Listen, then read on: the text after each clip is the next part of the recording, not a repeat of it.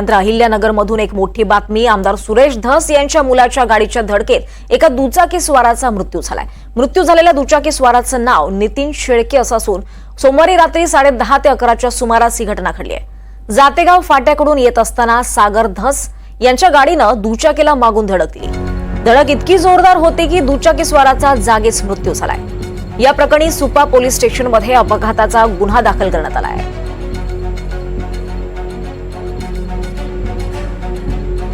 आमदार सुरेश धस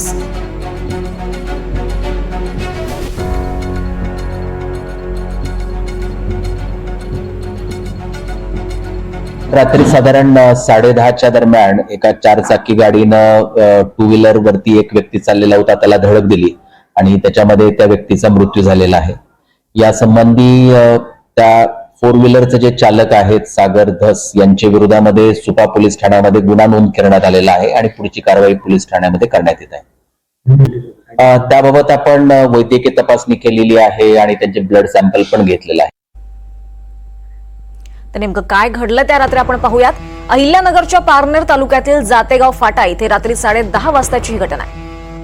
दुचाकीवरून नितीन शेळके हे सह्याद्री खादी हॉटेलवरून आपल्या गावाकडे निघाले होते। महामार्गावर युटर्न घेताना पुण्याकडे भरधाव वेगानं जाणाऱ्या MG ग्लॉस्टर कारनं दुचाकीला धडक दिली। भाजप आमदार सुरेश धस यांचा मुलगा सागर धस याच्या MG ग्लॉस्टर कारनं शेळकेच्या दुचाकीला धडक दिली। अपघातात दुचाकीवर असलेले नितीन शेळके हे रस्त्यावर दूरवर फरफटत गेले। स्थानिकांनी शेळकेंना तातडीनं सुपा इथल्या रुग्णालयात दाखल केलं। डॉक्टरांनी शेळके यांना मृत घोषित केलं। या घटनेनंतर सुपा पोलीस ठाण्यात सागर धस विरुद्ध गुन्हा दाखल करण्यात आलाय। दरम्यान पोलिसांनी कार चालक सागर धस आणि त्याच्या एका मित्राला ताब्यात घेतले आणि त्यांची वैद्यकीय तपासणी करण्यात आली आहे।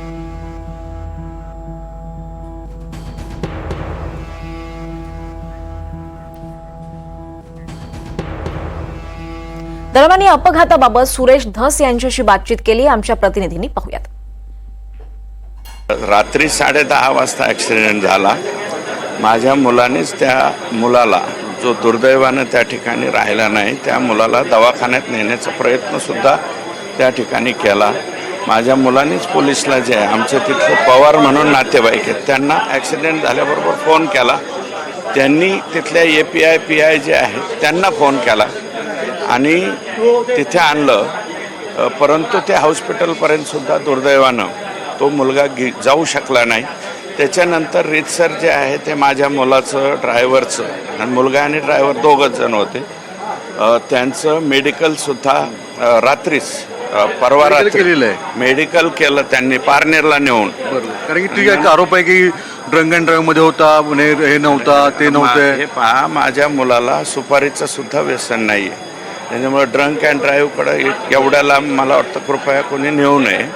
पोलिसांनी माझा मुलगा, ड्रायव्हर दोघांना घेऊन जाऊन पारनेर, मला वाटतं पारनेरला नेलं। तिथं त्यांचे ब्लड सॅम्पल वगैरे रीतसर घेतले आणि तुम्ही आता गुन्हा, आता कोणाच्याही घरचं लेकरू गेल्याच्या नंतर लगेच्या लगे ऑफेन्स दाखायला कोणी येत नाही।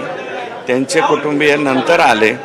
काल 3 वाजता दुपारी गुन्हा दाखल झालेला आहे आणि 5:30च्या नंतर माझ्या मुलाला रीतसर अटकेची कारवाई करून सोडून दिलेलं आहे। वाटतं माझे सगळे फोन रेकॉर्ड, कॉल सगळे चेक करावेत। मी कोणालाही त्या ठिकाणी फोन केलेला नाही आणि दुर्दैव आहे, ॲक्सिडेंट कोणाच्याही गाडीसमोर होणं हे दुर्दैव आहे। दुर्दैवानं माझ्या मुलाच्या गाडीच्या समोर स्पीडमध्ये होती नाही, 70च्या स्पीडने गाडी होती।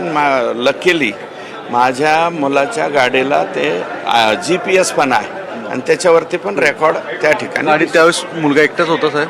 मुलगा आणि ड्रायव्हर हो।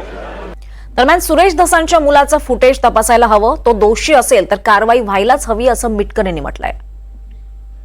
असं आहे, सुरेश धस असतील किंवा आणखी कोणी असेल, मुलाच्या किंवा स्वतःच्या हाताने त्यांच्या अशी दुर्घटना जर झाली तर पोलिसांची कारवाई करत असतात। आता यामध्ये नेमकं ड्रायव्हिंग कोण करत होतं, ड्रायव्हर दारू पिलेला होता का, हा मग त्याचं जर CCTV फुटेज पोलिसांकडे आलं असेल तर त्याच वेळेस कारवाई का नाही झाली? मग ती रात्रीच व्हायला पाहिजे होती। जर ते हिट अँड रनचा प्रकार आहे आणि तो रात्रीच्या वेळेस घडला तर मग दुसऱ्या दिवशी दुपारी FIR झाली माझ्या माहितीप्रमाणे. मुळामध्ये जर त्यांचा मुलगा दोषी असेल तर निश्चितच कारवाई होईल, पण जर दोषी नसेल तर कारवाई करण्याचा प्रश्नच येत नाही.